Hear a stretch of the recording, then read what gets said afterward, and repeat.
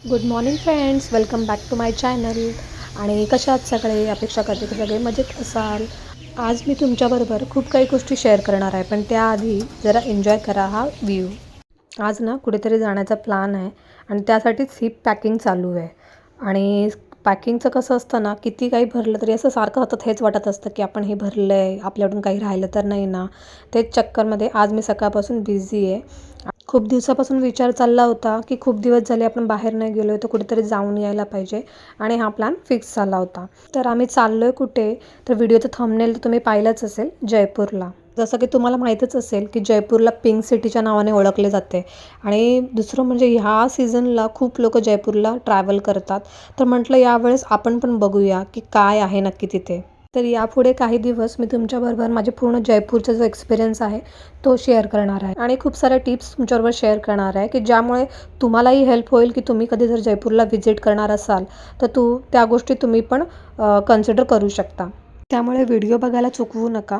आणि जे जयपूरला चालले असेल त्यांच्याबरोबर शेअर करायलाही विसरू नका. त्याआधी चॅनल लाईक करा आणि सबस्क्राईब करा. आमचा हा ट्रॅव्हल मुंबईवरून होणार होता. त्याच्यामुळे मुंबईवरून जर जयपूरला जायचं म्हटलं तरी ट्रेनने आम्ही जाणार होतो. तर 15 तासाचं ट्रॅव्हलिंग डिस्टन्स आहे. मला पर्सनली असं वाटतं ना की ट्रेनने जेव्हा आपण ट्रॅव्हल करतो ना, तर आपल्या खूप लोकांशी आपल्या ओळखी होतात. इवन आपलं थोडं कम्युनिकेशन होतं आणि आपल्याला खूप सारे नवीन नवीन गोष्टी माहिती पडतात, लोकांचे स्वभाव माहिती पडतात. त्यामुळे ना ट्रेनचं ट्रॅव्हलिंग मला जास्त सोयीस्कर वाटतं. यावर तुमचं काय मत आहे गाईज?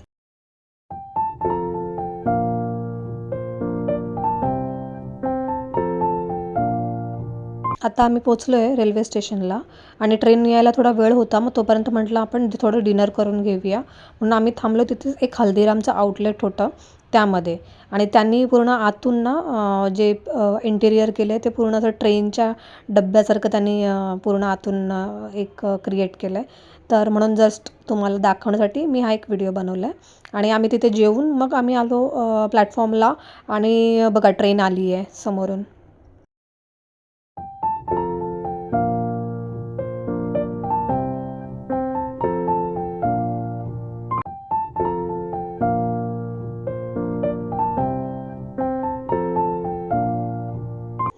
आयुष्यात खूप वेळा जर्नी एन्जॉय करणं खूप गरजेचं आहे. डेस्टिनेशनवर तर आपण पोहोचूच, पण जर्नीचा आनंद ज्याला घेता आला ना, तोच खरा आयुष्याचा अर्थ समजला, असं मला वाटतं. रात्रीच्या वेळी ट्रेनचा प्रवास खूप असं काही वाटत नाही. उलट टाईम कसा जातो हे कळतच नाही. या प्रवासात मी तुमच्याबरोबर असे काही एक्सपिरियन्स शेअर करणार आहे, जे तुम्हाला खरंच उपयोगाला येतील, की जेव्हा तुम्ही असं काही ट्रॅव्हल प्लॅन करत असाल किंवा तुम्हाला राजस्थान किंवा जयपूरला यायचं तुमचं प्लॅन असेल, तर त्यावेळेस ते तुम्हाला नक्कीच मदत करतील. जेव्हा आपण एखाद्या नवीन स्टेटमध्ये जातो तेव्हा तिथल्या काही गोष्टी आपल्याला आधीच माहिती असणं खूप गरजेचं असतं. जसं की तिथलं ट्रॅव्हलिंग शेड्यूल्स काय आहेत, किंवा तिथून सोर्सेस काय आहेत ट्रॅव्हलिंगचे, किंवा तिथे राहण्याची कशी व्यवस्था आहे. तिसरं म्हणजे तिथलं जेवण कसं आहे. हे बघा, आता ट्रेन पोचली आहे दुर्गापुरा स्टेशनला. कसं आहे ना, तुम्ही एकतर जयपूरवरून पण जाऊ शकता किंवा दुर्गापुरावरून. आणि आमची तिकीट जी होती ती दुर्गापुरापर्यंत होती, कारण जयपूर स्टेशन आणि दुर्गापुराच्या मध्ये काहीतरी काम चालू होतं, त्यामुळे ट्रेन सगळ्या दुर्गापुरापर्यंतच जात होत्या. आणि या स्टेशनपासून आम्ही जे हॉटेल बुक केलं होतं ते 2 किलोमीटरच्या अंतरावरती होतं. म्हणून आम्ही केली होती ही ऑटो. हिला तिथे टुकटुक असं म्हणतात, कारण की ह्या लोकल ऑटोज आहेत आणि अशा टाईपचे ऑटोज तिथे तुम्हाला खूप बघायला मिळतील. आणि इथे लोक ना मोस्टली अशाच ऑटो प्रिफर करतात. पण आता ह्याचा रेट कसा तुम्ही ओळखणार ना जेव्हा, कारण की अशा नव्या ठिकाणी आपण जातो त्या ऑटोवाल्यांना पण माहिती असतं की हे लोक ॲज अ टुरिस्ट म्हणून इथे आलेले आहेत. तर त्यामुळे ते खूप वेळा ना आपल्याकडून डबल किंवा ट्रिपल चार्जेस घेण्याचा प्रयत्न करतात. तर आम्ही काय केलं होतं, मोबाईलमध्ये रॅपिडो आणि उबर ॲप डाउनलोड केलं होतं. आणि इथे ना रॅपिडो खूप चांगली सर्व्हिस देतं. तर जर तुम्ही अशा कोणत्या ठिकाणी गेलात तर हे असे ॲप तुमच्या मोबाईलमध्ये नक्कीच ठेवा. त्यानंतर आपला मेन कन्सर्न असतो राहण्याचा, त्याची व्यवस्था कशी असेल. तर त्यासाठी ना आयबोबो किंवा अगोडा असे काही ॲप्स आहेत, ज्याच्यावर तुम्ही खूप सारे हॉटेल्सचे रेट कंपेअर करू शकता, त्याचे रिव्ह्यूज तिथे चेक करू शकता. आणि रिव्ह्यूज चेक करताना ना पर्सनली तुम्ही ना जे गेस्टने टाकलेले व्हिडिओज असतात किंवा रिव्ह्यूज असतात ना, ते तुम्ही चेक करा. त्याने खूप सारी हेल्प होते की हे हॉटेल कसं असेल किंवा तिकडचे रूम्स फॅसिलिटी कशी असतील हे माहिती व्हायला मदत होते. तर बघा, आता आम्ही पोचलो आहे हॉटेलच्या रिसेप्शनमध्ये. आणि चेक इन होईपर्यंत आम्ही थोडा करतो आहे तिथे टाईमपास. असे प्रॉपर्टीचे खूप सारे आम्ही व्हिडिओज घेतलेत, ज्यामुळे तुम्हाला माहिती पडेल की हे हॉटेल कसं आहे. आणि दुसरं म्हणजे हे हॉटेल सिलेक्ट करायचं कारण असं की हे आहे सिंधी कॅम्पमध्ये. सिंधी कॅम्प एरिया जो आहे तो अगदी सेंट्रलला आहे, त्यामुळे ना इथून तुम्हाला सीन करणं अगदी सोपं जातं. कारण हा सेंट्रलला असल्यामुळे सगळे जे फेमस प्लेसेस आहेत ते ह्याच्या आजूबाजूलाच आहेत. म्हणून तुम्ही पण कधी जयपूर व्हिजिट करत असाल तर हा एरिया एकदम परफेक्ट आहे. चला तर मग आम्हाला मिळाली आहे रूमची की, आणि मी तुम्हाला आता रूमचा थोडा ओव्हरव्ह्यू देते आणि त्यानंतर आम्ही फ्रेश होऊन निघणार आहोत साईट सीनला. तर तुम्ही बघू शकता रूम. तर रूम तसं बघाल तर मी जेवढं एक्सपेक्ट केलं होतं त्यापेक्षा छान आहे. आणि मला नव्हतं वाटलं की या साईडला असे चांगले हॉटेल्स असतील. आणि कारण की आम्ही हे ऑनलाईन बुकिंग केलं होतं, त्यामुळे थोडं मनात हुरूक तर असतेच की आपल्याला कसं हॉटेल असेल किंवा कसे रूम्स असतील. फोटोजवर आपण किती रिलाय करू शकतो ना. इथे आम्ही फक्त राहण्यासाठी व्यवस्था केली होती. खाण्याचं वगैरे आम्ही इन्क्लूड केलं नव्हतं, कारण की खाण्याचं आम्ही बाहेरच प्लॅन करणार होतो. तर हे आम्हाला पडलं आहे लेस दॅन 3000मध्ये per day, with including all the taxes. या रेटमध्ये ही डील मला स्वस्तात पडली आहे की यापेक्षाही चांगले ऑप्शन्स अवेलेबल असतात.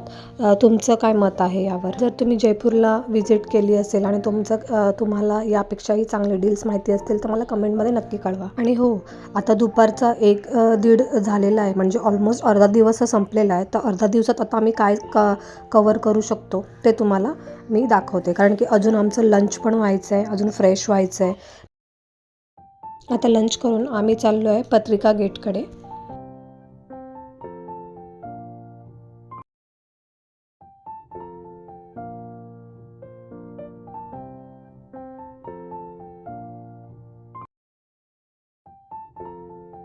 अर्धा तासाचा ट्रॅव्हल करून आम्ही पोचलो आहे आता डेस्टिनेशनवरती. आणि खरंच तुम्ही बघाल ना, एवढं छान नक्षीकाम केलं आहे ना या गेटवर. तर हा बघा समोर नजारा. हा गेट जो आहे ना, तो राजस्थानच्या सर्व 9 जे रिजन आहेत, प्रदेश आहेत, त्याचा वास्तुकला, चित्रकला आणि संस्कृतीचं दर्शन घडवतो. आणि येथील प्रत्येक खांबावर ना आणि कमानीवर हाताने काढलेली चित्र आहेत. तुम्ही बघाल तर ज्यात राजस्थानचा इतिहास, राजवाडे, किल्ले आणि लोकजीवन त्यांनी त्या चित्रांमध्ये रेखलं आहे. हे ठिकाण इंस्टाग्राम आणि फोटोग्राफीसाठी खूप प्रसिद्ध आहे.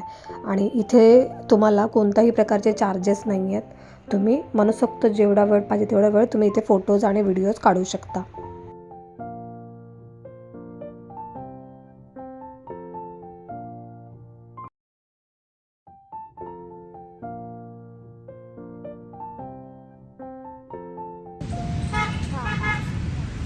आम्ही आता चाललो आहे पत्रिका गेटकडून.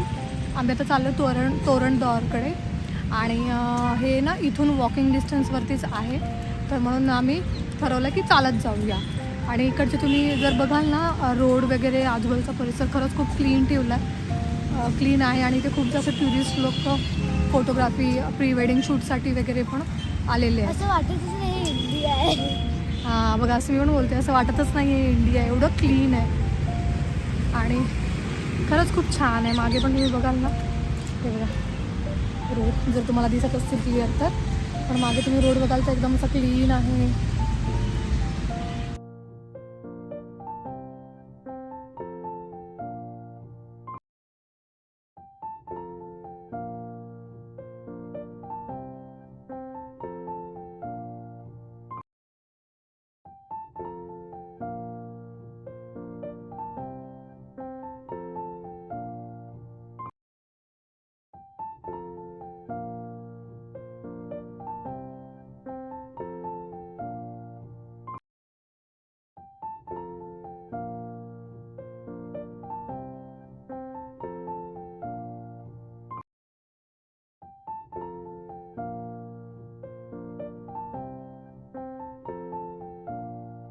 बघितलं माहिती ही का बघा, तुला? अस्मिला आता पाहिजे आईस्क्रीम.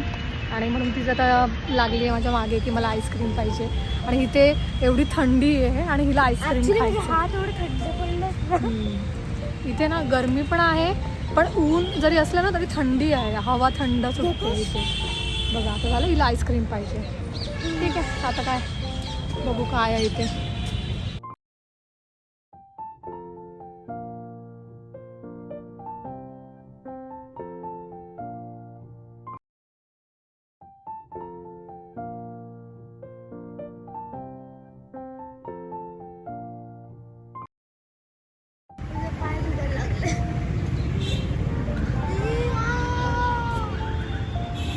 क्लायमेट बघा गाईस, किती सुंदर क्लायमेट आहे इथे.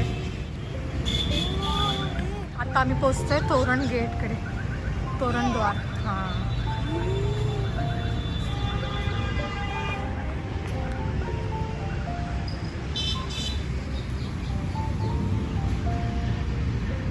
आणि याच्या पाठी सनसेट होतोय.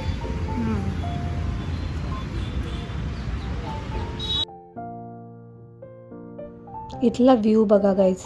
या प्लेसवर ना संध्याकाळी येण्यात जी मजा आहे ना ती खरंच काही वेगळीच आहे. आणि तुम्ही सनसेट बघाल तर एकदम म्हणजे ब्रीथ टेकिंग व्ह्यू आहे.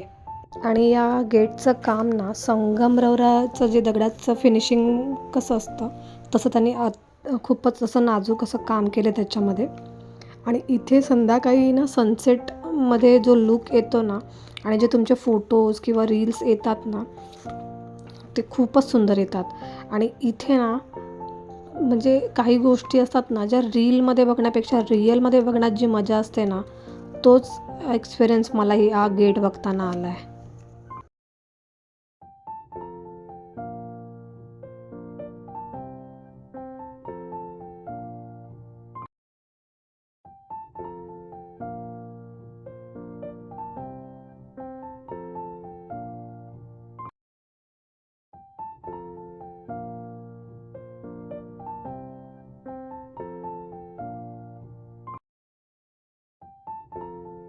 जयपूरमध्ये आल्यावर गणपती बाप्पाचे दर्शन घेतल्याशिवाय सफर पूर्ण कशी होणार, म्हणून आम्ही आलो आहोत आता मोतीडुंगरी गणेश मंदिरात. हे मंदिर जयपूरमधील सर्वात लोकप्रिय मंदिरापैकी एक आहे. येथे जी गणपतीची मूर्ती आहे ना ती जवळजवळ 500 वर्ष जुनी आहे. आणि या गणपतीची सोंड जी आहे ती उजव्या बाजूला आहे, त्याच्यामुळे ना ही खूप शुभ मानली जाते. आणि इथूनच बिर्ला मंदिर पण जवळ आहे. मग तुम्ही जर इथे आलात तर तुम्ही हे दोन्ही मंदिर एकत्र करू शकता. हे बघा किती सुंदर आणि छान मूर्ती आहे बाप्पाची. आणि हा ना जो किल्ला दिसतो आहे या किल्ल्याचंच नाव आहे मोतीडुंगरी. तर या किल्ल्याच्या नावावरूनच या गणपतीचं नाव आहे. पण या किल्ल्यावर जायला आता तरी लोकांसाठी म्हणजे अलाव नाही आहे, हा किल्ला बंदच असतो. पण याचा व्ह्यू तुम्ही खालून पण एन्जॉय करू शकता.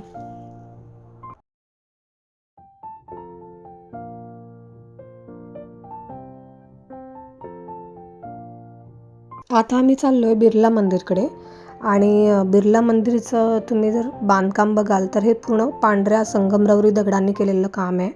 आणि खरंच खूप सुंदर मंदिर आहे हे. या मंदिराला लक्ष्मीनारायण मंदिर असंही म्हटलं जातं, कारण या मंदिराच्या आतमध्ये ना खूपच सुंदर अशी लक्ष्मीनारायणाची मूर्ती आहे. आणि या मंदिराच्या आतमध्ये फोटोग्राफीसाठी सक्त मनाई आहे. इथे तुम्ही आतमध्ये फोटोग्राफी करू शकत नाही.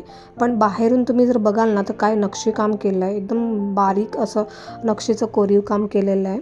आणि खरंच तुम्ही रात्रीच्या वेळेस इथे आलात ना तर तुम्हाला खरंच एक वेगळाच अनुभव येईल.